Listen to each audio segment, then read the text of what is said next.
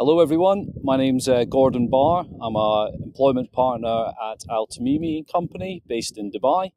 I'm joined today by my colleague Samir Kantaria. Samir is the head of our employment practice, and we're here today to speak about some key updates in our region. Hi Samir. Hello Gordon. So straight into it.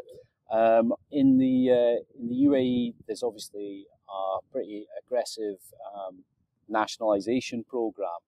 It might be interesting just to talk through what the key ramifications are for international employers insofar as that programme is concerned. Sure. Thanks, Gordon.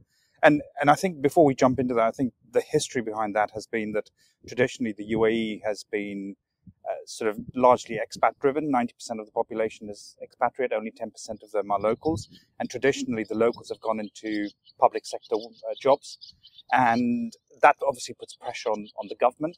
And the need to now get the locals into the private sector has become more acute. There have been several programs in the past to try and get them into the private sector, but unsuccessfully. And the government now feels that they need to do a bit more. So, jumping to the question, what's happened in the recent past is that they've now introduced quotas on private sector companies. And if they don't meet those quotas, then they are fined. And in fact, the announcement in terms of the effectiveness of those quotas was supposed to take into effect on the 1st of January 2023. However, the government initiated the program much earlier. So as of the 1st of January 2023, companies were being fined up to 2,000 dirhams, which is roughly 500 euros per company, per individual quota that they did not meet. So that was a bit of a shock. There are ways to try and challenge the requirements there in terms of what an individual company's quota should be. However, at present, the government aren't actually open to having any conversations or discussions about that. And if an individual company does not meet those, pay the fine or meet the quota, then their ability to hire new individuals, be it expat or otherwise, are blocked. It's also worth mentioning at this point that it depends where the entity is incorporated in the UAE as to whether or not it needs to comply with these nationalisation requirements. So it's important to check that as part of the due diligence process in terms of whether or not you need to manage this issue or not.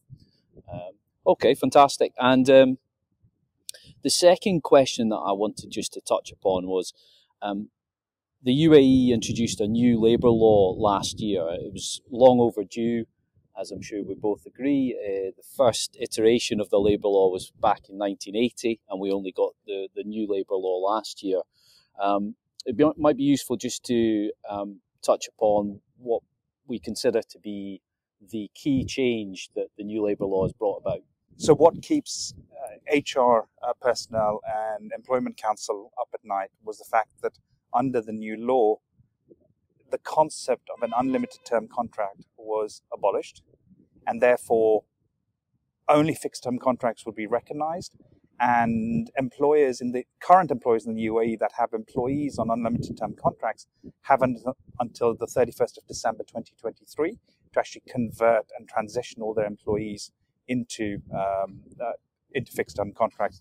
Now that in itself is causing a major headache because the concept that was introduced is of course alien to a lot of employers, and technically whilst they introduced this concept of fixed term contracts only, the fact that the law now says that you can have a limited term on a contract that can be as long as you want it to be, almost defeats the purpose of actually having a fixed term contract.